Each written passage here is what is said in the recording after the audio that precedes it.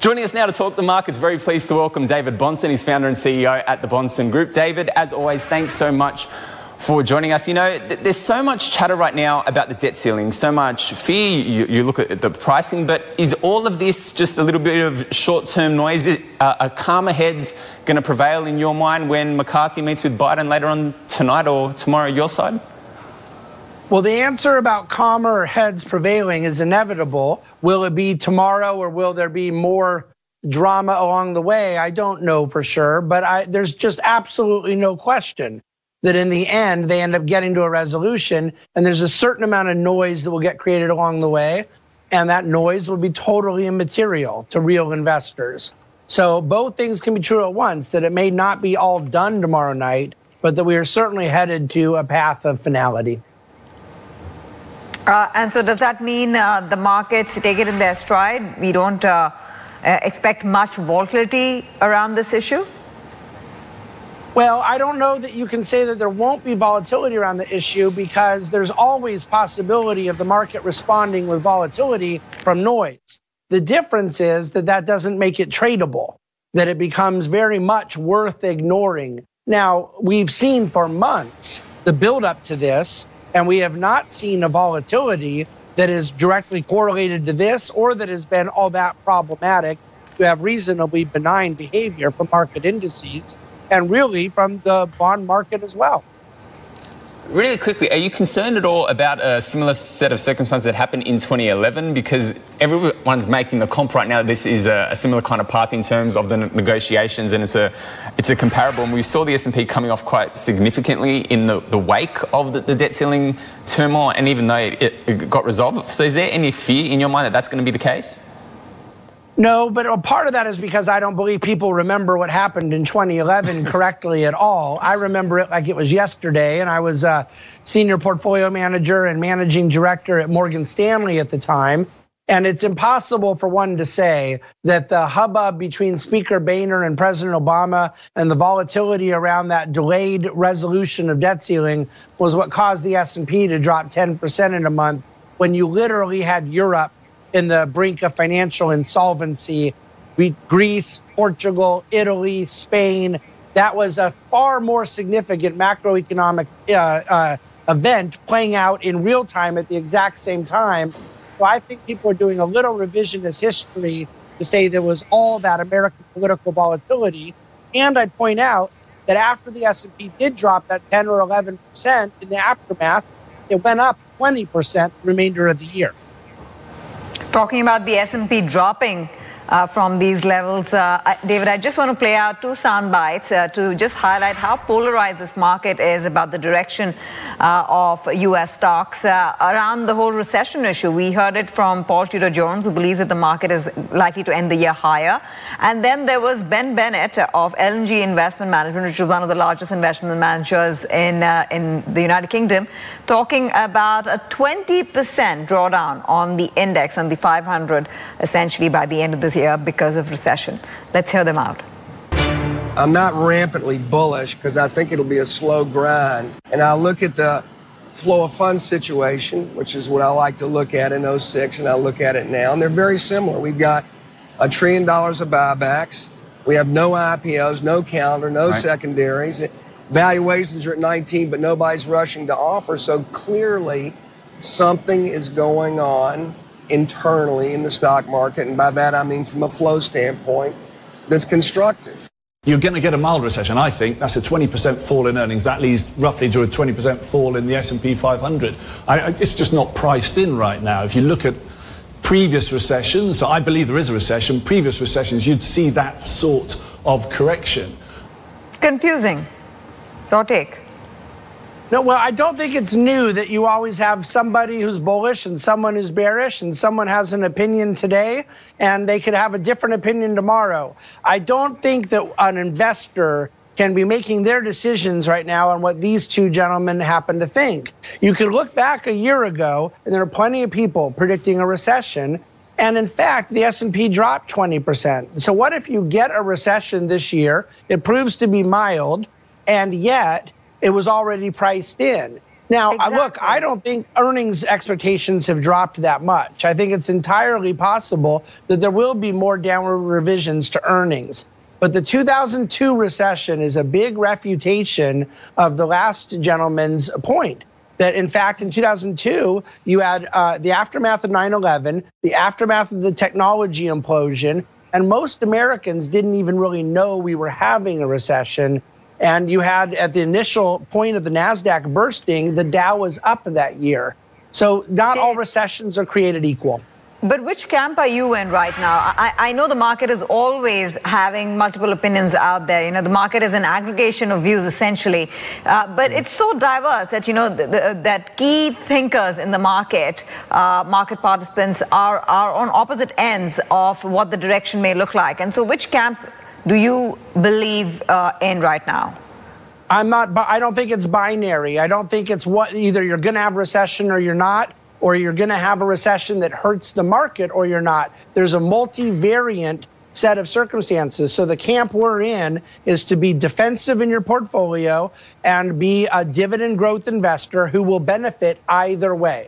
If markets do experience more downside volatility, you're reinvesting dividends at lower prices. And if markets do not end up going lower, you did not exit into cash and force yourself to the worst thing you can ever do, which is the timing of having to re-enter after a mistaken exit. Of course, David, I've got to quickly ask you, though, just in terms of the breadth that we're seeing, because, you know, the 2K is getting absolutely beaten down, and you're seeing just this dispersion towards the top 15 stocks on the S&P. Do you think that's sustainable? Is that something that you think is going to continue throughout the rest of the year? Because that would impact market performance as well. Oh, yeah, but I would be very bearish on that. For market cap-weighted indexes, I do not think it's sustainable. It's a bad sign when the market's near a year-to-day high and you have 50% of the constituents below their 200-day moving average. So I do not think that breadth is sustainable, and I think people going to hide in the big FANG names, that bid may stay up for a little while, but no, I do not think it's a good time to be buying the whole index based on really 10 companies.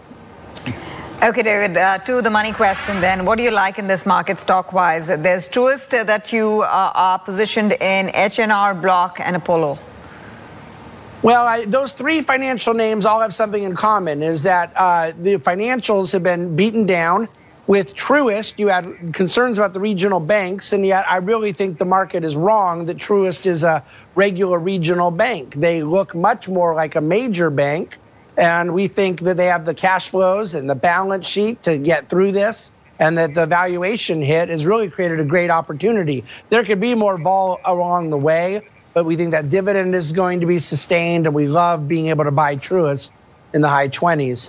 H&R Block is another story where they had a quarter that they missed by 1% on revenue, and yet remember in California, in the United States, they delayed income tax filings all the way to October.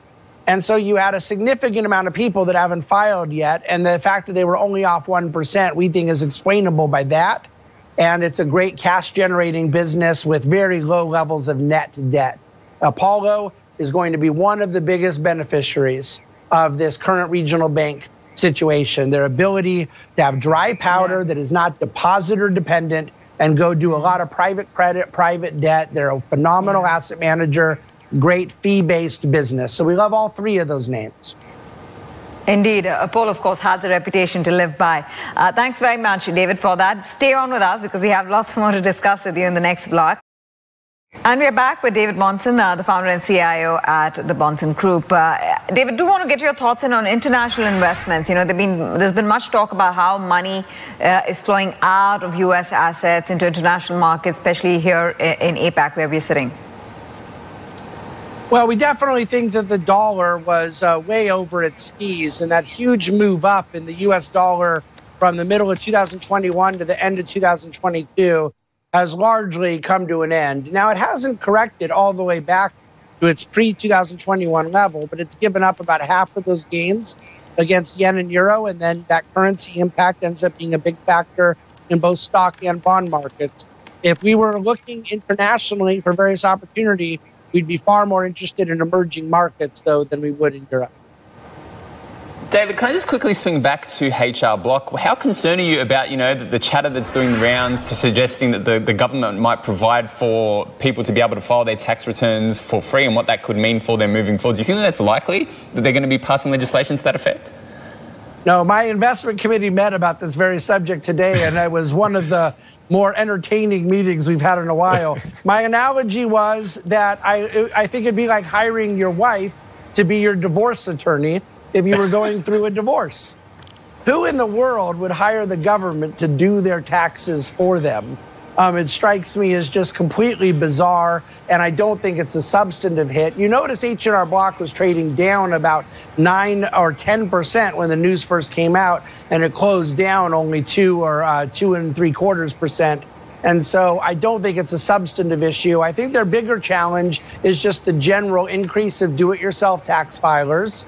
And yet, remember, the repeal of the Trump tax cuts that still looms in 2025, I still think there's enough people out there that need some assistance, some support. And so I certainly don't want to pretend that it's not an event at all, but I do think it's a humorous one. It doesn't strike me as something a lot of people would want to do.